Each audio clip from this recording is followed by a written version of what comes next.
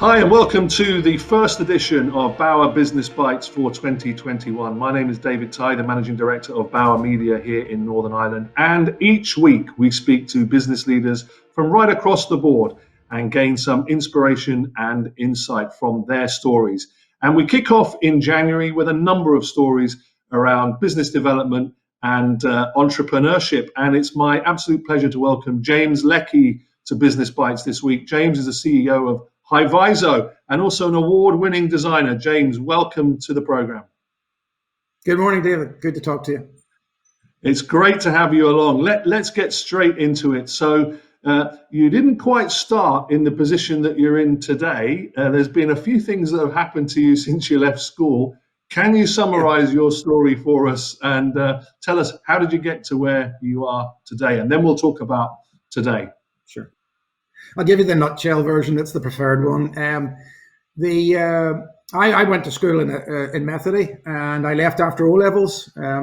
Academia didn't appear to be for me, so my preference was to work in engineering, anything to do with cars, motorbikes, vehicles, things like that. If it smelt of oil or petrol, I enjoyed it. So that's what I did. I enjoyed taking things apart, understanding how they worked and put them back together again. And that's stayed with me for years now. So the design of something and how it's designed and how to design has always been a real source of pleasure for me. So I left Methody. I went into James Mackey's in Belfast, which is a large engineering company. And I worked myself up from being an apprentice on the shop floor up into the design office. And there I did some engineering. I did OND and HND. I got into the engineering side of it. And following that, I left and went into the family business, still only around the age of about 21, 22. And it was floristry, quite diverse, but still really good experience from working with customers and understanding business a lot more because we were running the business, obviously. So those are two great backgrounds to have when the opportunity for my company came along. I was running a marathon and doing a parachute jump, raising money for charity. And we decided, a team of us who were doing it, decided to sponsor a charity in Belfast called MenCap, working with children with special needs. And I went in to hand in the money and I saw what they were doing, and I decided to start manufacturing the equipment for the kids there. And since then, that's 38 years ago now, and since then it's been a real passion and something I've really, really enjoyed. So over those years, I've built and developed Leckey, James Leckey Design, and we just grew and grew, and it's been a real passion working around the globe and helping kids with special needs. And I sold that company in August. So that's the sort of the journey to here now, where I am now. Yeah, and you sold that company. That company was Firefly, I think, wasn't it, from my memory? Yeah, agreed. Yeah, James Leckey Design was the umbrella company, and we had the larger brand was Leckey, and it was globally recognized. But in about 2013, 2014, we developed a range of products that were more parent focused than therapist focused, and we called it Firefly, and it went global very, very quickly. We launched some products that were hugely innovative and very supportive and helpful for the children and their parents. One was called the Upsy, and we worked with a parent in Israel called Debbie Elnatan, who developed over the previous 10 years. And it was a fabulous product for kids with special needs. Essentially, it's a harness that is attached to the child and the parent's waist. And then you have shared sandals.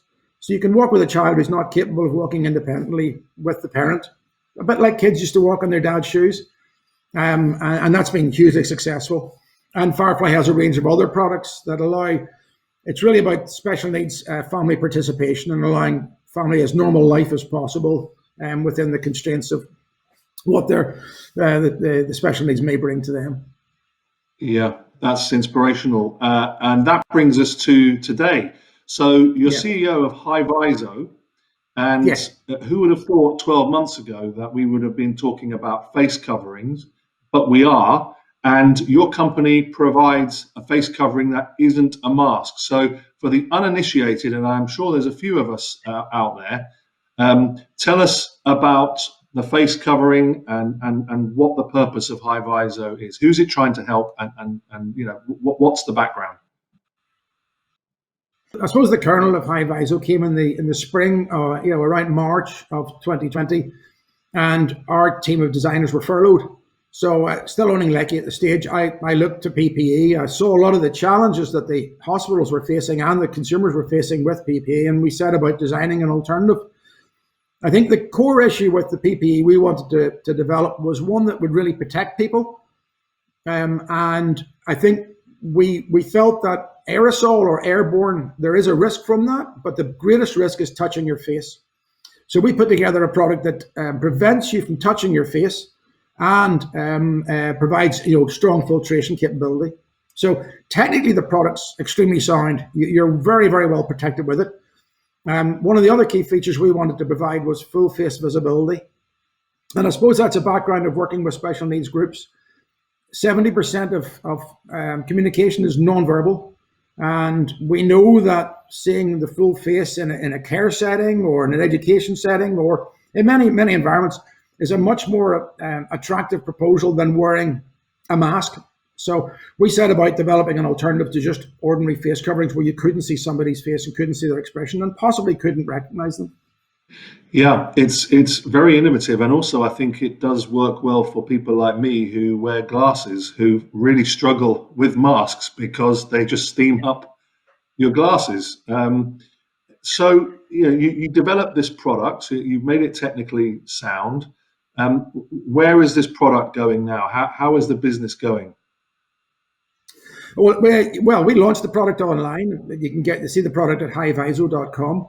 And where we're finding the greatest benefit for people would be particularly around education. There's a lot of education centres where for instance, the Belfast Met, a lot of the courses there are hands-on technical courses, and people really can't do that from home. So there's a lot of close contact in those sort of education environments, and High Viso is perfect for that. It allows for strong communication while maintaining a lot of obviously safe working together. So, and even if you're working with somebody where you're jointly touching equipment and there's a possible risk of transmission through contact by hand, you can't touch your face. So that reduces that, and then obviously hand washing is the clear solution following that. Hairdressers, a lot of the hospitality industry. But also been a great sort of response from the areas that I spoke about briefly there, where full face visibility is really important for communication, and that might mean some of the special needs groups or hard of hearing or areas like that. Yeah, and what about culturally? Obviously, 12 months ago, we wouldn't have dreamed of wearing, a regular mask in public. So obviously, this face covering that High Viso provides is almost like the next level beyond the sort of face mask that you buy in a pack of 20. So, how have you found people's reactions to this?